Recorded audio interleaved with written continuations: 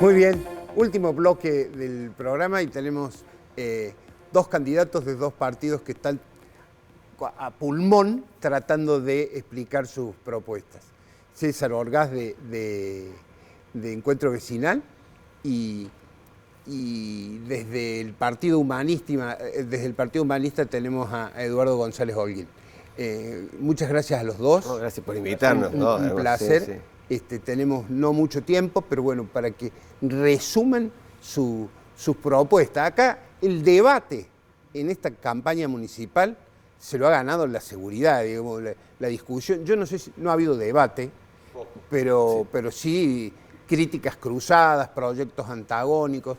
¿Qué pensás vos de la seguridad? ¿Cuál es tu proyecto si fueras intendente, César? Mirá, recién lo escuchaba a Preto, la verdad que se ríe el muerto degollado, ¿no? Plantear como un narcoescándalo una situación que Juntos por el Cambio se deberá hacer cargo, por supuesto, de lo que pasa en su lista y la justicia, de un gobierno donde él forma parte de un gobierno que gobierna hace 24 años esta provincia, esta ciudad, y no ha puesto ni las manos contra el narcotráfico. ¿Claro? O sea, él da un diagnóstico nefasto de la seguridad y habla que su líder... En la ciudad no estuvo 24 años. No, está bien, pero él habla de una situación... Sí, pero la policía ha sido provincial siempre. Digamos, la policía siempre fue provincial. Este tema de la municipalización de la seguridad, yo lo debatí hace 3 semanas con el primer candidato a concejal de la lista de Rodrigo Loredo, y quiero hacer hincapié en eso. Primer candidato, Sergio Piquilla. Y cuando yo hablaba de municipalizar la seguridad, no era municipalizar la policía, era darle más herramientas al intendente para que pueda abordar la seguridad. Si lo más urgente de los vecinos es la inseguridad y el estamento estatal más próximo a los vecinos es el municipio, lo que nosotros planteábamos era hay que darle herramientas al municipio para que pueda abordar el tema y para que pueda meterse en el tema, que no es lo mismo que trasladar la policía. En ese debate yo planteé que había dos alternativas. Una era el traspaso, que es el más inviable desde el punto de vista jurídico y político, con lo cual Piquillén me dijo, eso es inviable. Por eso quiero hacer hincapié en esto.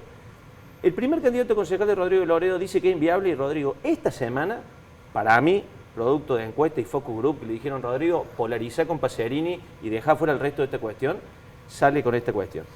Que además Yarlora te cambia la regla de juego cuando sale electo y dice, hay que crear policías locales, con lo cual estoy de acuerdo, yo estoy de acuerdo en eso. Lo que tiene que hacer ahora el intendente electo y el Consejo Liberante que viene es sentarse con el gobernador, a ver cómo adherimos a esa ley de creación de policías locales y cómo juega cada una de las fuerzas y el municipio en ese esquema. Eduardo. Bueno, yo lo que veo que todos lo ven por el lado de la represión. Y yo digo que hay que ver las causas.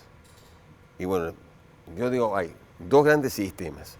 El crimen organizado, nadie habla del crimen organizado, y, digamos, el descuidista, el narcomenudeo. El crimen organizado te lleva a que vos hagas inteligencia. Por eso yo digo justamente que hay que hacer una fuerza preventiva de seguridad, que fundamentalmente haga inteligencia, que no quiere decir estar mirando a los vecinos, sino viendo, por ejemplo, cómo son los circuitos del delito en Córdoba.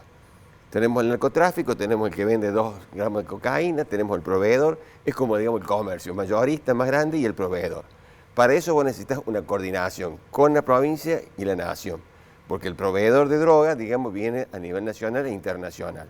Y vos tenés después el circuito, qué sé yo, del robo de automóviles, la venta de repuestos de automóviles. Entonces, ese crimen organizado significa, digamos, un enfoque, y hay que ver las causas.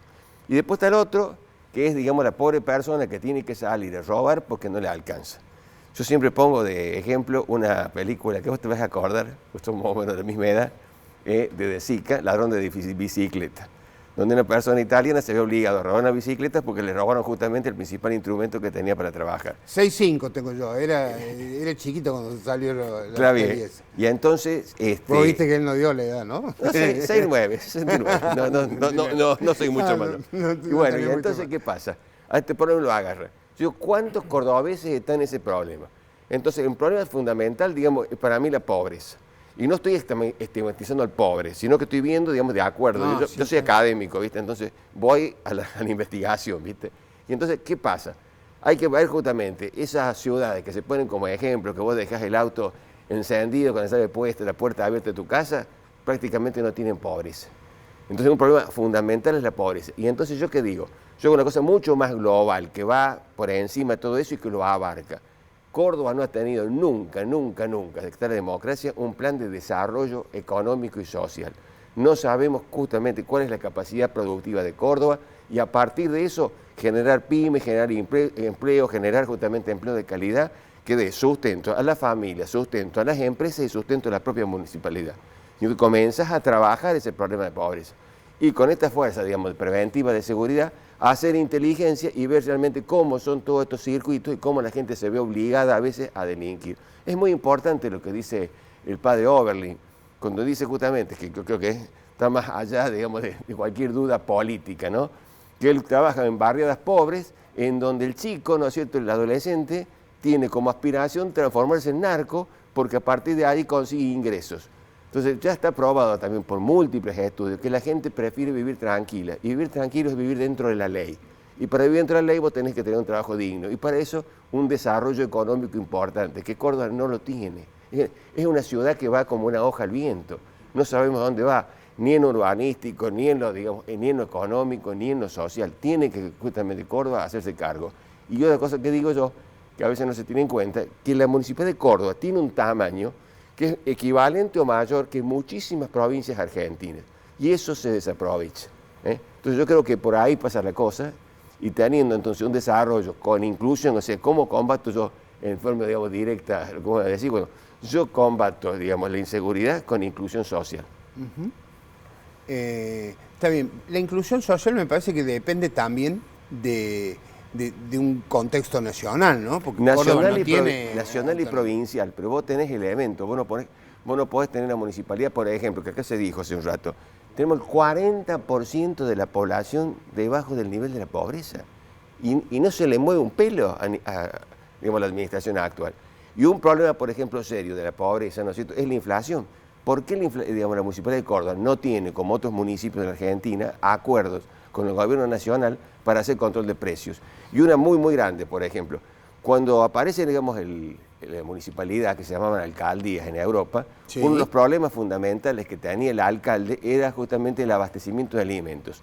El año pasado yo me cansé de denunciarlo, faltaba aceite en Córdoba, cuando tenemos aceitera general de eso, que nos permitiría bañarnos en aceite.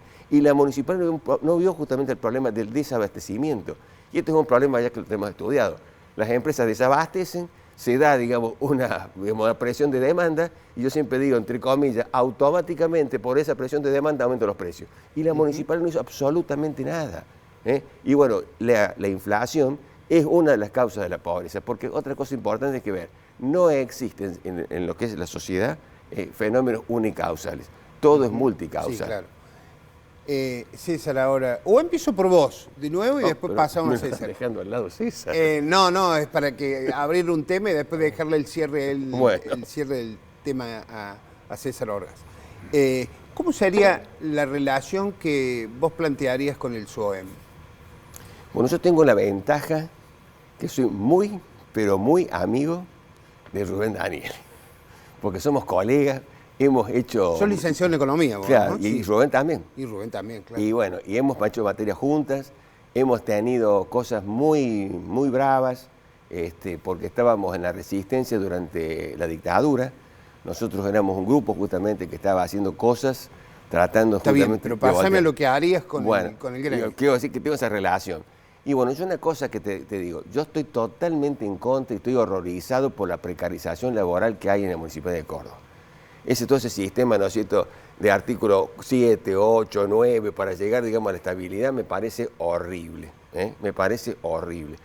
El tema de los servidores urbanos es lamentabilísimo. Yo digo, bueno, cuando yo sea intendente voy a tener un problema muy serio, porque mi idea justamente es que no admito, por un problema ideológico, tener precarización laboral. A toda esa gente hay que darle una solución. Y vos tocás un tema muy interesante, que es dónde hay plata. Bueno, ¿sabes dónde voy a sacar la plata? Yo no voy a gastar en publicidad como gasta Yarlora. Y es inmensa, son cientos y cientos de millones de pesos. Entonces yo la plata la voy a sacar justamente de ahí. Está muy bien. César, ahora sí, te dejo el cierre del tema. ¿Qué haría con el SOEM? Mira, yo he escuchado propuestas de algunos candidatos, una candidata en particular que dice: motosierra, el que no trabaja se lo echa. Sí, esa es la candidata de eso no tiene que ser una propuesta electoral, eso hace el funcionamiento normal del Estado. Yo gobierno, Tengo direcciones, reparticiones, donde hay un empleado que no trabaja, le hago un sumario, un apercibimiento, vuelve a no ir a trabajar, se lo echa. Es un primer término para no hacer demagogia y propuesta en torno a eso.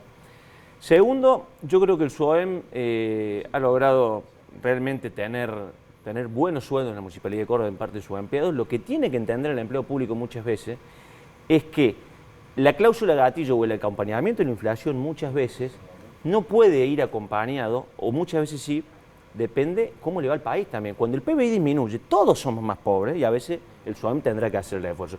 Y en los momentos que el PBI del país sube y todos somos más ricos, se le puede incluso dar incrementos salariales mayores a lo que... Siempre hay que ser muy serio en eso, primero. Comparto con lo que dijo él, lo que ha gastado esta administración en materia de publicidad y publicidad digital sobre todo, ha sido una falta de respeto a los cordobeses, una falta de respeto al bolsillo de los cordobeses. Les quiero decir una cosa, Encuentro Vecinal ha ido a la justicia por eso, ha denunciado a Daniel Pacerini y Martín Yarlora por el exceso de gasto en pauta, e incluso se le ha pedido a algunas otras fuerzas opositoras que acompañen esas denuncias y no lo hicieron. Encuentro Vecinal no solo ha denunciado esa cuestión en la prensa y en los medios, sino que ha ido a la justicia a denunciar el gasto excesivo de la Municipalidad de Córdoba. Pero puntualmente con el SUOEM digo, no hay que hacer demagogia, hay que usar la ley. A ver, me parece, y Yarlora hizo demagogia este año con el SUOEM, porque cuando echó a un empleado y le mandó la carpeta al Consejo Deliberante para que lo eche, es una aberración jurídica. Quien tiene el poder disciplinario sobre el SUOEM es el Ejecutivo. Se lavó las manos, le quiso hacer pagar el costo político a los concejales opositores en una sesión hecha en forma ilegal, saliéndose del reglamento interno del Consejo Deliberante, cuando lo tenía que haber echado a él. Pero no yendo a la prensa a decir, miren cómo me paro frente al SUOEM. Tendría que haber iniciado un sumario, derecho de defensa, venga empleado, mientras le hago el sumario, usted lo corro, no cobra el sueldo por ahora, lo suspendo, pero hizo un circo por haber echado a un empleado. Bien, digamos, para ir cerrando, porque ya se nos ha ido el programa, la policía debe tener control político, medio que por sí o por no, para los dos, sí, porque se los termina.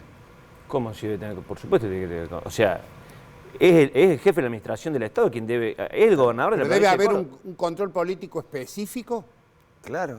Sí, por supuesto, pero digo, el jefe de la policía es el gobernador. Quien tiene la potestad de nombrar al jefe de la policía es el gobernador. ¿Hay control político sobre eso? No el gobernador, sino un organismo especializado, un ministro de seguridad, un cuerpo colegiado. A ver, está el Tribunal de Ética que controla al policía. No. Después, el control político, no, digo, yo que va no a haber sé. La verdad yo creo. sé. ¿Vos creo que no? Control es como que le haga un control sí, político a cada ministro. No tengo más. Sí, el control político tiene que tener, el responsable justamente es la cabeza, tiene que tener control político y si lo delegan a un ministro, es el ministro. A ver, perfecto. El control político está en un juicio político del ministro en la legislatura. No tengo más programa. Está bien, les agradezco muchísimo a los dos. Está bien. Ha sido un placer, que tengan mucha suerte en estos últimos días y seguramente los veremos en lo que queda del año. Está bien. Gente, ha sido un placer. Ya les vamos a dar unos vinitos acá de la bodega La Iride, que son unos Cabernet Franc que dan gusto. Muchas ya gracias, te lo arrimo Gerardo. a vos para no ser tan improlijo de cruzarme. Muchas gracias. Pero ya que los me invitaron disfruten. a comer un locro, así que lo voy a llevar. Gracias, Dale, muy bien. está muy bien. Llévelo que va a quedar bien. Gente, ha sido un placer estar con ustedes y nos reencontramos la próxima semana. Un fuerte abrazo.